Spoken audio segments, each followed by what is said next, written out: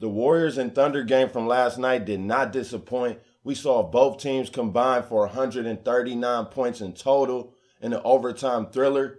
OKC led after the first quarter. They led at the half, led after 3 quarters. But in the fourth down the stretch, they had a meltdown, which led to overtime.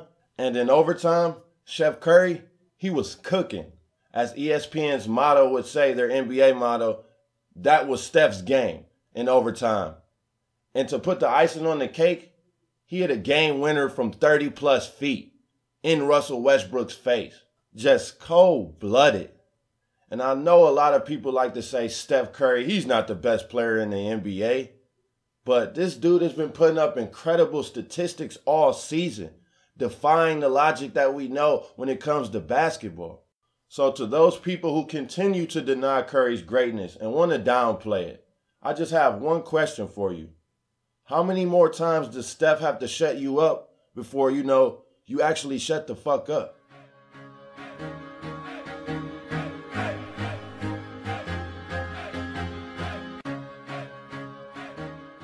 Welcome back to the Best Damn Sports Blog. Back again to talk NBA with you guys, specifically the Warriors and Thunder, because they played a marvelous game on Saturday night. It ended in overtime. From the jump, it looked like the Thunder were going to win. The game started out 7-0 in favor of the Thunder. They led by 11 at halftime. They led after 3 quarters. But, of course, in the fourth, the Warriors came alive and Steph Curry got the cooking. They forced it to overtime where Kevin Durant fouled out, which changed the whole complexity of that overtime. And it still looked like the Thunder were going to win, but Russell Westbrook committed an and-one foul on Klay Thompson. That changed the faith. And then we come down to the Warriors' final possession, in which Steph Curry decides to pull up from 32 feet and drain a three-pointer in Westbrook's face with only 0.6 seconds remaining on the clock to ice the game and give the Warriors a 121-118 lead, which would be the final. A 32-footer to win the game.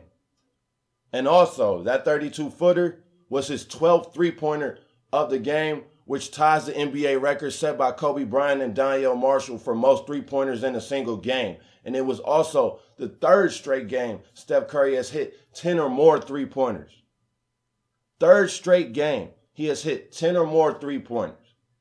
This dude is out of this world when it comes to shooting, and there's no one even close to him in the NBA right now if we're talking best players in the league by my estimation. If Steph Curry was not in the league right now, Russell Westbrook would be making a strong case for MVP because he's having a phenomenal season. We know LeBron James is still great and can still carry a team on his back. But what Steph Curry is doing, we have never, ever seen in the NBA before. And it's actually fantastic to see such shooting with such efficiency. I mean, just take into account his game winner. It's a 32-footer. No coach would want any player to take that shot other than Steph Curry. Know why? From 30-plus feet, he is shooting 50% from the field. From 30-plus feet. This man's range is outrageous.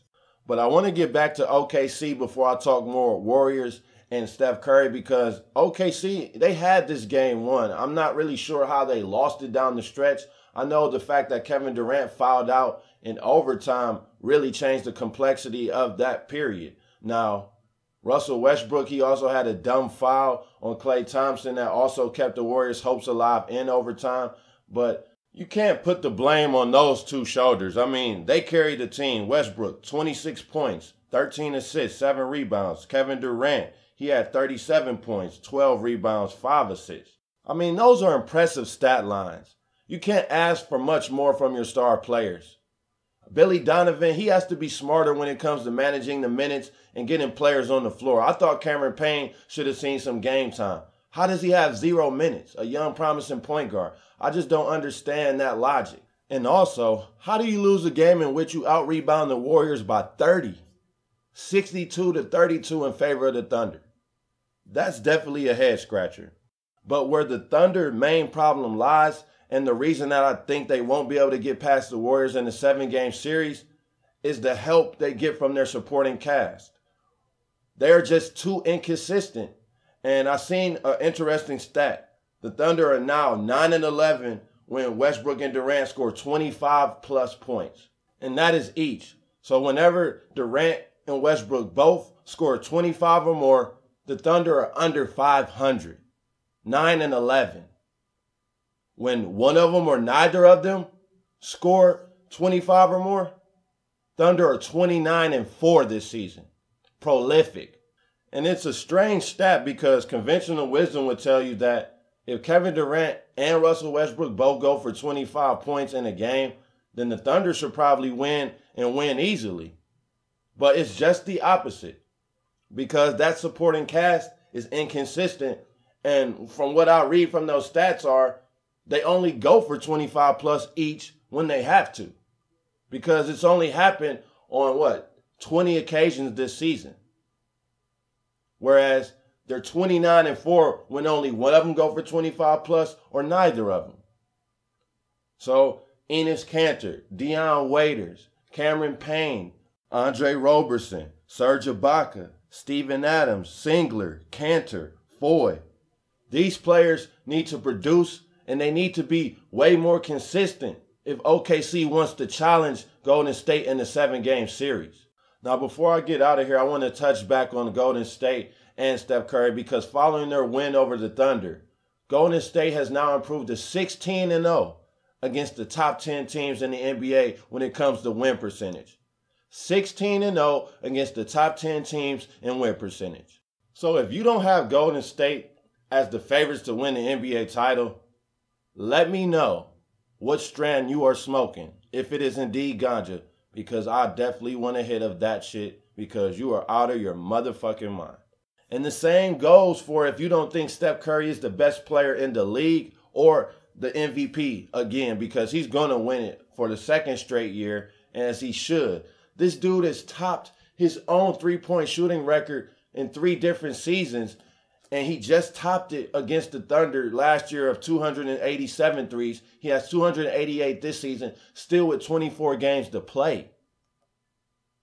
Still has 24 games to play, and he broke the previous NBA record of 287 threes in the regular season that he set just last season. This was his 3rd straight game of 40 or more points, and also his 3rd straight game with 10 or more three-pointers, which nobody has ever done in NBA history. That's a mic drop because Steph is the best player in the NBA.